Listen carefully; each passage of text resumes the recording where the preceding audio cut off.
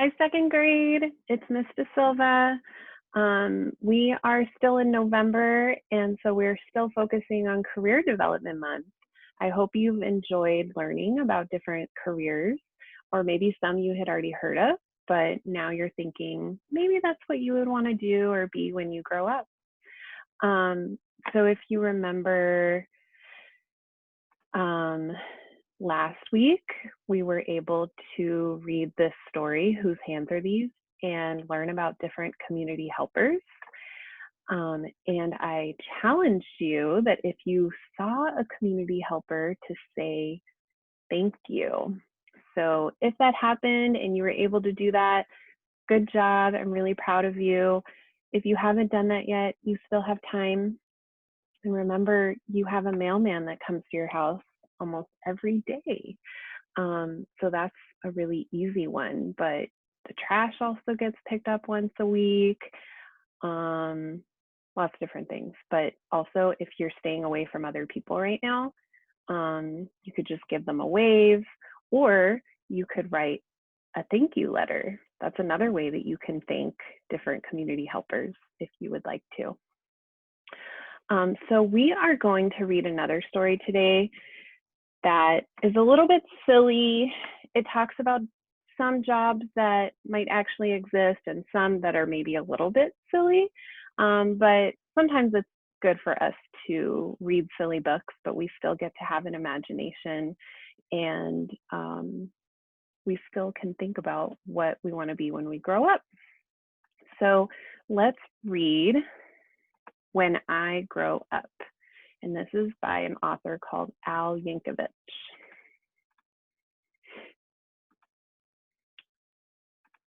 All right. I waited so long for the hours to pass, but soon it was noon there in Mrs. Krupp's class. And Thursday at noon, as I'm sure you know well, it is the time of the week when we do show and tell. And this week, the subject, so special to me, was when I grow up, what am I gonna be? That's something I'd really been thinking about, and I just couldn't wait to let all those thoughts out. So when Miss Krupp said, "Who's ready to share?" you can guess who was there with his hand in the air. I raised both my hands just as high as they'd go, and I bounced up and down. And then, what do you know? Well, Mrs. Krupp picked me, yes, me, to go first. Oh, I was so happy. I thought I would burst. I proudly stood up and began my oration concerning my choice for a future vocation. Esteemed friends and colleagues and dear Mrs. Krupp, I know what I'm going to be when I grow up. Why? I'll be the greatest chef you've ever seen. The world will go crazy for my hot cuisine. I'll tantalize taste buds with my rigatoni, sauteed with black truffles and pickled bologna, surrounded by kumquats and candied pig's feet, topped with shrimp-flavored lollipops. Bon appetit. My walls will be filled with awards that I've gotten for toast on a stick and my Twinkies au gratin. My kitchen will be the most famous in France, so make reservations 12 years in advance. There's no doubt about it. I'm certain you see. A world-renowned chef is what I'm gonna be. That's very nice, Billy, said sweet Mrs. Krupp said. Who wants to be next? Maybe Susie or Fred? I said, hold the phone now. I haven't departed. Hang on to your seats, because I'm just getting started. See, maybe instead I could be a snail trainer. Man, that would be awesome. Why, that's a no-brainer. I'll teach all my snails to do really neat tricks. They'll play dead, roll over, and even fetch sticks. Of course, all the sticks will come back 2 years later, but working with snails, I mean, what could be greater? They'll do any stunt that I like. Holy moly, I'll train them to pedal a bike really slowly, then ooze through a huge ring of fire, and crawl at a snail's pace across a high wire. Then finish by writing my name with their trails. That's right, I'll be Billy, the master of snails. Or else, maybe I'll be the lathe operator who makes the high hydraulic torque wrench calibrator, which fine tunes the wrench that's specifically made to retighten the nuts on the lateral blade that's directly beneath the main radial sockets, inside cooling systems on X-14 rockets. And since this profession's as cool as can be, well, who would be better to do it than me? Say, here's an idea, perhaps just for laughs. I might make my living by milking giraffes. It's oh so cliche to get milk from a cow, and I bet all those cows need a break anyhow. Imagine me milking way up in the air. I'd use a tall ladder instead of a chair. What? Milking giraffes? Mrs. Krupp said. Oh, please. I countered.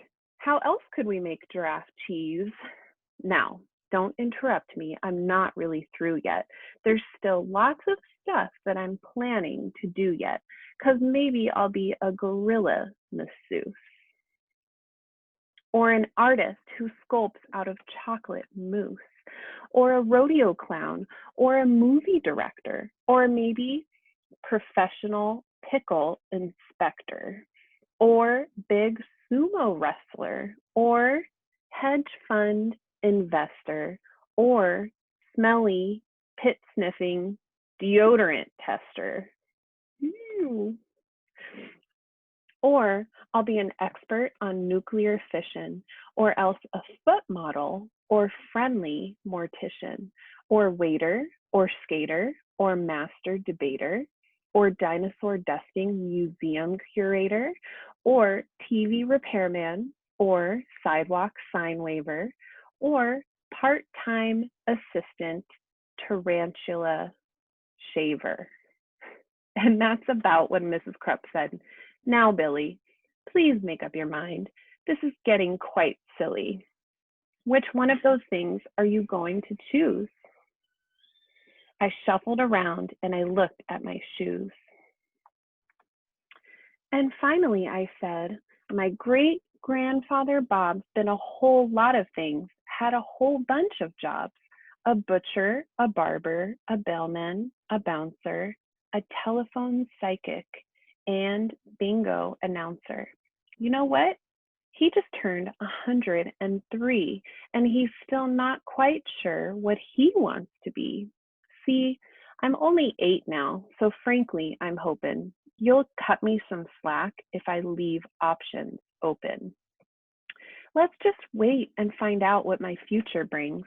Hey, I might have time to do all of those things. And then the bell rang and we all went to lunch. And as I was sipping my pineapple punch, I pondered professions that I'd like to enter, like brave firefighter or crazy inventor. Or maybe, just maybe now, when I grow up, I can be a great teacher like dear Mrs. Krupp.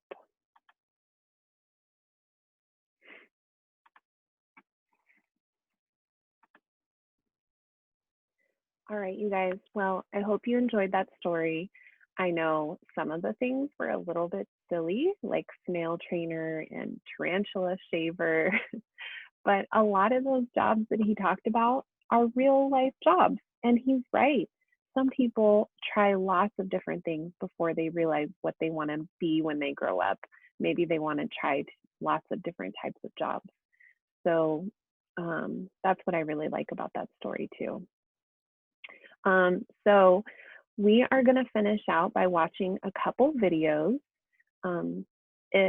Your teachers have access to this Flipgrid page.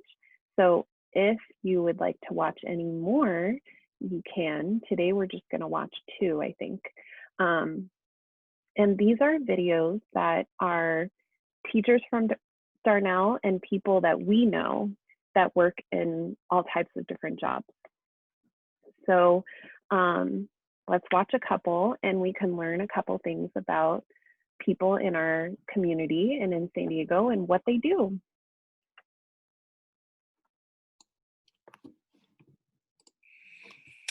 Hello, my name is Canton Russell. I'm a design project manager for New Line Skate Parks. We focus on designing skate parks that are used for wheeled activities, skateboards, bikes, scooters, everything that really has wheels but are not motorized. And we do projects all over the world. We have offices all over North America. We do a lot of different kind of projects, different terrains. They're very diverse. Some of the things that our job requires is to have a knowledge of a variety of things: grading, drainage, infrastructure. We do graphics. We do AutoCAD for blueprints and technical design. So if you have a background in, let's say, civil engineering or architecture, landscape architecture, structural engineering, all these things come into play on what we do for our job.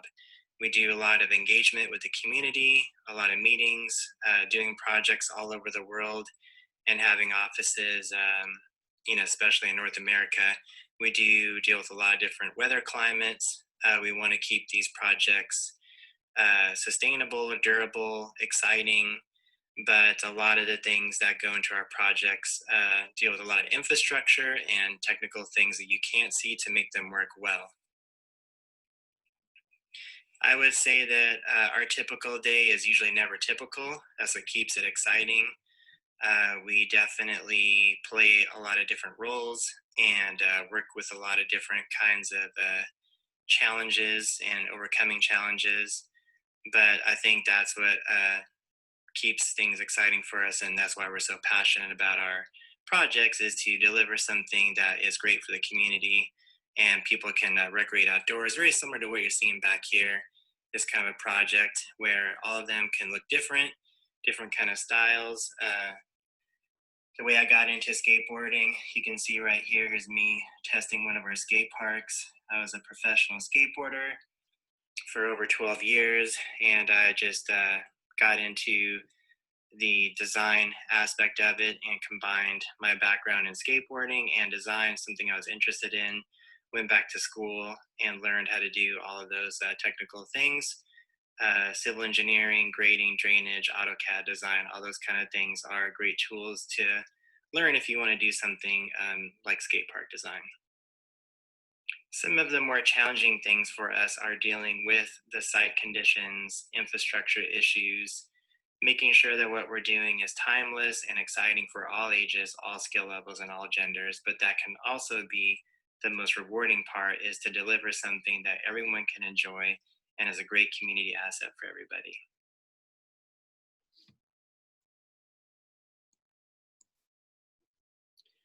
All right, well, hopefully you thought that was pretty cool.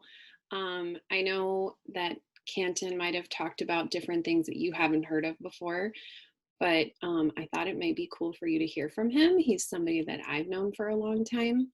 And when I first met him, he was a professional skateboarder, which I thought was the coolest thing. And then he decided he couldn't do that forever, and that he wanted to go back to school and then get into designing skate parks. So if any of you have been to local skate parks like the City Heights skate park, he worked with a team to design that skate park and put it together. So he still had to finish up a lot of school in order to get into that job, like he talked about. But he's able to do something that is a regular job for him, but it's also really important to him and he enjoys doing it. It's something that he's passionate about. So that's really important when you think about what you want to be when you grow up. Let's watch a little bit of one more video.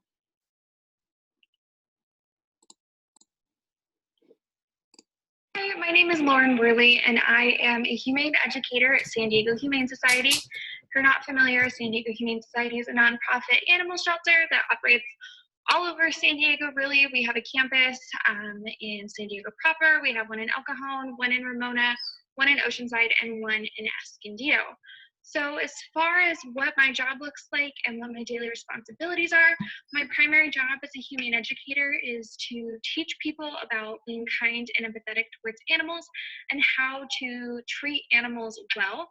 I primarily work with kids, but my department does deal with education as a whole in general. So we educate everyone from kids to adults to the community at large. I am the youth educator, so I hang out with kids anywhere from kindergarten all the way up to 12th grade and teach them about animals, teach them about kindness, compassion, how we can be better people in terms of taking care of others, taking care of pets, taking care of the environment, things like that. And I run a few different programs. So we